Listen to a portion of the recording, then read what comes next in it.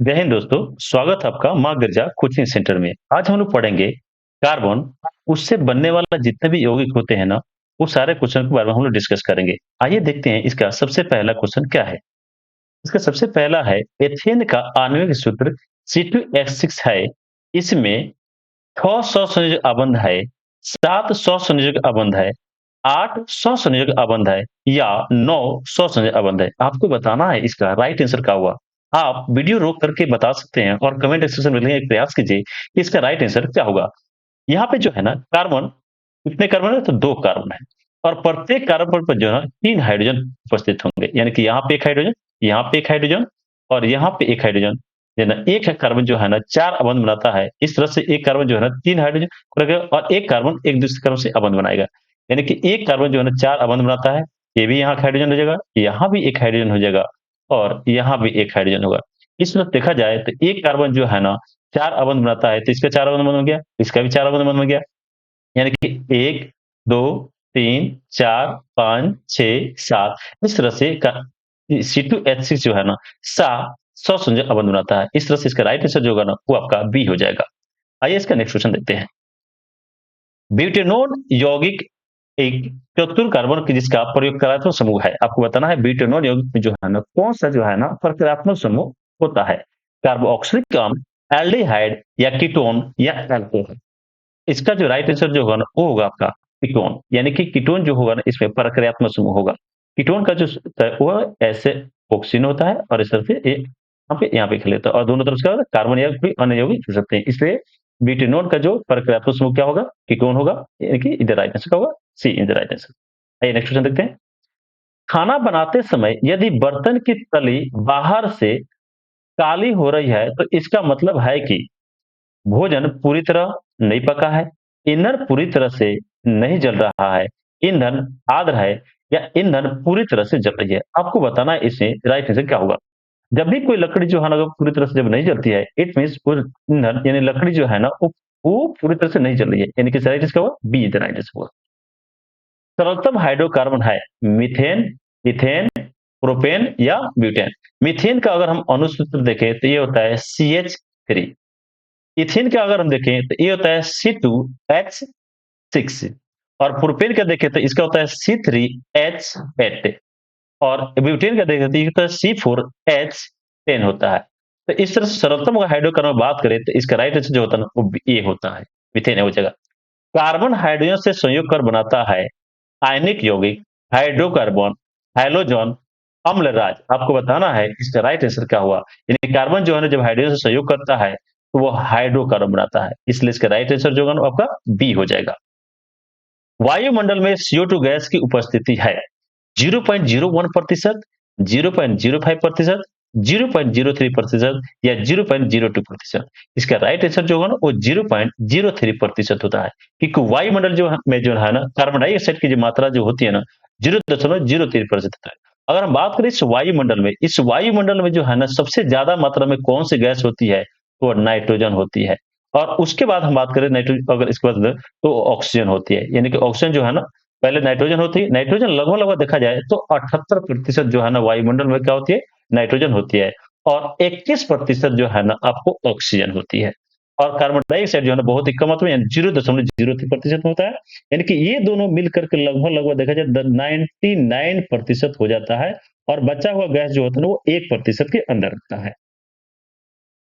Sulphuric अम्ल का अणुसूत्र है H2S2O7, H2SO4, H2S2, H2S2O3, H2S2O8। Right answer जो होगा ना वो H2SO4 होगा। इसलिए इसका राइट आंसर क्या होगा, B is the right answer हो जाएगा।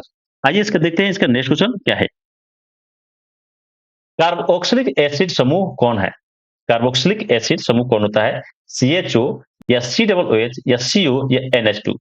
तो इसका कार्बोक्सिलिक एसिड समूह पूछ रहा है, तो इसका राइट आंसर जो और बी हो जाएगा। इसको जो है ना हम लोग COOH को हम लोग कार्बोक्सिलिक एसिड कहते हैं, इसको हम अल्डिहाइड कहते हैं, इसको हम कीटोन कहते हैं। यानी कि कार्बोक्सिलिक एसिड यहाँ पूछ रहा है, इसलिए इसका राइट आंसर जो है ना आपका बी हो जाएगा। इथोलिन में कार्बन कार्बन के बीच 2 अबंध मौजूद है, जिनमें एक सिग्मा एक पाई अबंध है, दोनों सिग्मा अबंध है, दोनों पाई अबंध है या दोनों इलेक्ट्रोवायलेंट अबंध है। यहाँ पे इथिलीन की बात करें तो इथिलीन का जो सूत्र जो होता है ना वो होता है C2H4 होता है। यानी कि जब इसका संरचना जब जाने तो यहाँ पे एक कार्बन और एक कार्बन कार्बन बीच डबल बॉन्ड बनता है। यहाँ पे एक हाइड्रोजन रहेगा और यहाँ पे एक हाइड्रोजन रहेगा, यहाँ पे एक हाइड्रोजन रहेगा और यहाँ पे एक हाइड्रोजन रहेगा। और ये जो डबल बॉन्ड जो बनता है ना इसमें एक का होता है सिग्मा होता है, दूसरा का होता है पाई। इसलिए इसका राइट आंसर जो होगा आपका ए इधर राइट आंसर होगा। यहाँ पे इथिलीन में कार्बन कार्बन के बीच दो अबंध है, तो इसका राइट आंसर जो आपका आंसर। इथेन में कितने ससंयोजक अबंध होते हैं? 2, 4, 6 या 7? इथेन में आपसे पूछ रहा था। इथेन का अगर सूत्र जो होता है ना वो होता है C2H6। आपसे इसमें से कितने ससंयोजक होते हैं तो इसे कार्बन एक, यहाँ पे कार्बन, यहाँ पे एक हाइड्रोजन, यहाँ भी एक हाइड्रोजन हो जाएगा और यहाँ भी एक हाइड्रोजन हो जाएगा, यहाँ भी एक हाइड्रोजन हो जाएगा और यहाँ भी एक हाइड्रोजन हो जाएगा और यहाँ एक हाइड्रोजन हो जाएगा। यानी कि देखा जाए तो 1, 2, 3, 4, 5, 6 और 7 से अवध बना रहा है।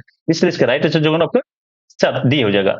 एक और इसका तरीका है 2 और 6 8 हो रहा है, 8 में से 1 हटा लीजिए कितना हो जाएगा 7, यानी 7 से अवध बनाएगा।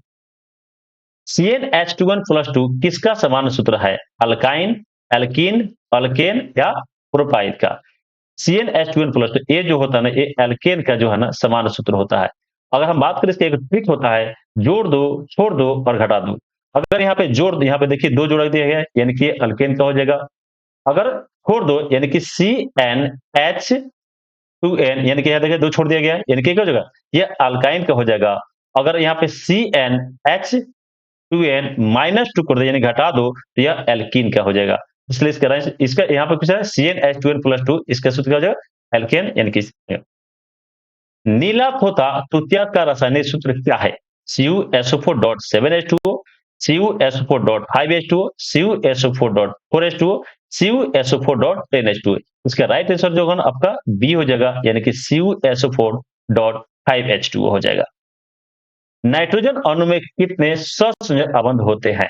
1, 2, 3 या फिर 4? नाइट्रोजन जो होता है ना देखा जाए तो नाइट्रोजन ए और यहाँ पे एक नाइट्रोजन हो जाएगा। इसमें आपको बताना है कि कितने ससंयोजक अणु होते हैं, तो ये क्या हो जाएगा? इसका राइट आंसर 3 हो जाएगा। तो इसका आंसर क्या हुआ? सी। संगमरमर का रासायनिक सूत्र क्या है? CaCO3 MgHCO3 का होल 2, CaHCO3 का होल 2, MgCO3 का होल 2। इसका राइट आंसर जो होगा ना आपका CaCO3 ही होता है, यानी कि कैल्शियम कार्बोनेट होता है इसका सूत्र। चीनी का रासायनिक सूत्र है CH3COOH, C6H12O6, C12H22 या O11 या CH3CHO। यानी कि इसका राइट आंसर जो होगा ना आपका सी हो जाएगा, यानी कि C12H22 या O11। सोडियम कार्बोनेट का अणु सूत्र है Na2CO3, NaHCO3, Na2CO2 या NaCl। इसका राइट आंसर जो है सोडियम कार्बोनेट की बात कर रहा था। यहाँ पे सोडियम भी है और यहाँ पे कार्बोनेट है, इसलिए इसका राइट आंसर जो है आपका ए हो जाएगा। A is the right answer. Carbonyl समूह को सूचित किया जाता है। कार्बोनिल समूह को सूचित किया जाता है क्या? CHO के द्वारा या COOH के द्वारा या CO द्वारा या COCl2 के द्वारा? यहाँ पे कार्बोनिल समूह की बात कर रहा है यानी कि लगभग लगेगा कीटोन की बात कर रहा है, यानी कि इसका आंसर जो होगा ना आपका डी हो जाएगा। ये जो होता है ना, ये जो होता है COOH ये कार्बोक्सिलिक अम्ल होता है, ये अल्डिहाइड होता है, इसलिए यहाँ पे कार्बोनिल समूह की बात कर रहा है यानी कि CO जो राइट आंसर हो जाएगा। इथाइल अल्कोहल का अणु सूत्र होता है CH3OH, C2H5, C2H6OH, C2H2OH। यहाँ पे इथाइल अल्कोहल बताया। इथाइल इथ का मतलब होता है दो, यानी कि जिसमें कार्बन संख्या 2 होती है वो इसका, और देखा जाता है कार्बन संख्या 1 है यानी कि ये तो आंसर कभी नहीं होगा। यहाँ भी कार्बन संख्या 2 है, यहाँ भी कार्बन संख्या 2 है, यहाँ भी कार्बन संख्या 2 है। यहाँ इथाइल और OH तो समय है, ये है। इथाइल की बात कर रहे हैं यानी कि CH2H5OH जो होता है ना, यह इथाइल अल्कोहल होता है। निम्नलिखित में से कौन सा एरोमेटिक हाइड्रोकार्बन है? CH4, C2H6, C6H6 या C3H8? इसका राइट आंसर जो होगा आपका C6H6, यानी किसका होगा? सी आंसर होगा। निम्न में से किस हाइड्रोकार्बन के 3 अबंध होते हैं? CH4, C2H6, C3H4 या C3H8? यहाँ पे हाइड्रोकार्बन के 3 अबंध बता रहे हैं। तो यहाँ पे अगर देखा जाए तो एक कार्बन यहाँ पे हाइड्रोजन हो जाएगा, यहाँ पे हाइड्रोजन और यहाँ पे हाइड्रोजन, यहाँ पे हाइड्रोजन, यहाँ किया एकल अबंध बना है। इसका अगर हम बात करें तो इसका हो जाएगा आपका सी, ABC हो जाएगा। यहाँ एक हाइड्रोजन, यहाँ पे एक हाइड्रोजन, यहाँ पे एक हाइड्रोजन, यहाँ पे एक हाइड्रोजन और यहाँ पे एक हाइड्रोजन और यहाँ पे एक हाइड्रोजन। यहाँ भी देखा जाए तो एकल बंधन बन रहा है, इसलिए इसका आंसर ए भी नहीं होगा और ना ही ए होगा। यहाँ पे 3 आबंध की बात कर रहा है, इसलिए इसको हम देखते हैं क्या होता है। एक कार्बन, यहाँ भी एक कार्बन, यहाँ भी एक कार्बन। हाइड्रोजन कितने हैं? 4। तो सब पर आप एक-एक हाइड्रोजन बैठा दीजिए। एक हाइड्रोजन यहाँ पे हो जाएगा, यहाँ पे 3 हाइड्रोजन बैठा दीजिए। 3 हाइड्रोजन यहाँ पे हो जाएगा और यहाँ पे 3 हो जाएगा, यानी कि 3 एक 4 इसके यहाँ पे 1 हाइड्रोजन हो जाएगा। यानी कि देखा 3 बन क्या यहाँ बन रहा है, यानी कि इसका राइट आंसर क्या होगा? आपका सी हो जाएगा। निम्न में कौन समायोगी है? C2H6, C6H6, C5H10, C6H12, C2H5OH या CH3OCH3H3। इसका राइट आंसर जो होगा ना आपका सी हो जाएगा, सीधा राइट आंसर हो जाएगा। एथेनॉल का क्रियाशील मूलक है OH, CHO, COOH या 7CO। एथेनॉल, नॉल, ऑल यानी कि अल्कोहल की बात हो रहा है, यानी कि अल्कोहल में क्या होता है? OH जो है ना क्रियाशील मूलक होता है। निम्न में से कौन सहसंयोजी यौगिक है? CH4, NaCl, CaCl2, Na2O। यहाँ पे तीनों जो यौगिक जो है ना ये आयनों के आदान प्रदान से बनते हैं, इसलिए यह आयनिक यौगिक है। लेकिन यह जो है ना ये सहसंयोजी अबंधन है, यानी कि यहाँ से सेरी से अबंध बनते हैं। इसका आंसर क्या होगा? A is the right answer. COOH अभिक्रियाशील मूलक को क्या कहते हैं? कीटोन, एल्डिहाइड, अम्ल या ईथर। COOH क्रियाशील ये जो होता है ना ये अम्ल होता है, इसलिए से क्या हुआ? जब भी आपसे पूछे COOH अभिक्रियाशील मूलक को क्या कहते हैं? क्या कहते हैं? इसको अम्ल कहते हैं। आइए इसका नेक्स्ट क्वेश्चन देखते हैं। CHO क्रियाशील मूलक को क्या कहते हैं? कीटोन, एल्डिहाइड, अल्कोहल या कोई नहीं। CHO को हम लोग एल्डिहाइड कहते हैं। हमेशा याद रखो मेरे दोस्तों, एल्डिहाइड क्या होता है? CHO का होता है। थैंक यू फॉर वॉचिंग दोस्तों।